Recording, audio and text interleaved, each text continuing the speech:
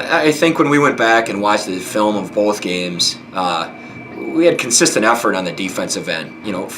Throughout both games from start to finish, we were pretty solid defensively, and it was up and down our lineup. Our guards defended well on the perimeter. Our big men protected the paint, and that really allowed us to get both wins. Like you said, at S&T, we weren't very sharp offensively, and they did a nice job of taking some things away. Drury, we shot the ball extremely well, and that always helps. But the defensive effort is what I'm most proud of, and what can carry us going into the dog days here of the GLVC season. Well, I think the game at S&T was the one that I was impressed with from an all-around standpoint, because he didn't shoot it well, but he found a way. He got to the free throw line 10 times. The player that he guarded was their leading scorer, and their leading scorer scored 3 points and did not have many good looks throughout the whole game. And so he didn't allow missing a few threes to affect the other part of his game at S&T. And then at Drury, he just played a complete game. To score 27 at Drury, to guard well against their perimeter players who, no matter who he was guarding, was a big-time scorer.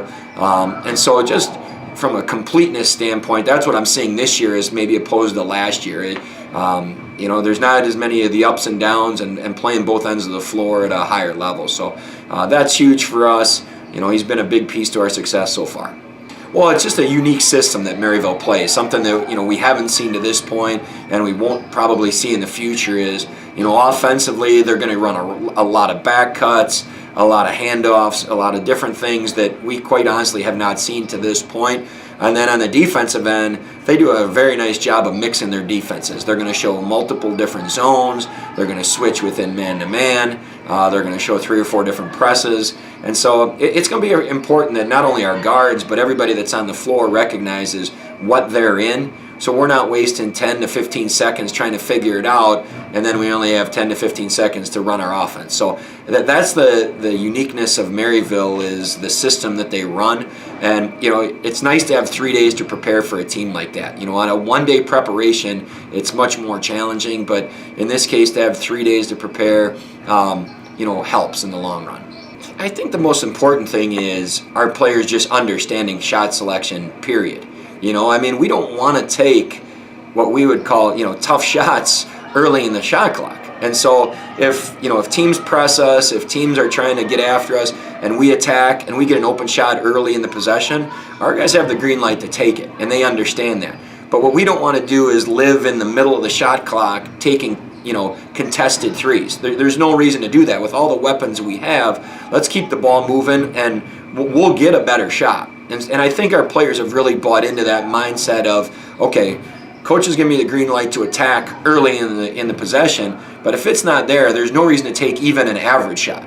Let's keep the ball moving. Let's get it inside. The nice thing that I think balances our attack is our guards can get to the rim.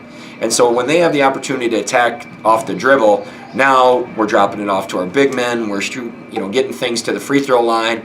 And so I think that's probably the biggest thing that balances us out. But our players understand if they're hot, and they take the heat check 3, okay, but let's not string 4 or 5 possessions of that. And that's what kind of happened in the first half at S&T. I wouldn't say we were taking bad shots, but at halftime, 14 of our 22 shots were threes, and that's way too many. So in the second half, we made the adjustment. We had better balance, and then, because of that, I think we actually started shooting the ball better from the three-point line as well. I think, because every game on the road is so difficult, you need to make sure you protect your home court. And from an energy level, our guys have always been very good, home or away, but you just have that routine at home. We're very cognizant of setting up, practicing at the same time, eating at the same time. The guys are obviously sleeping in their own beds. And what you want to be able to do is you want to get after people on your home court. We play so many good teams home or away.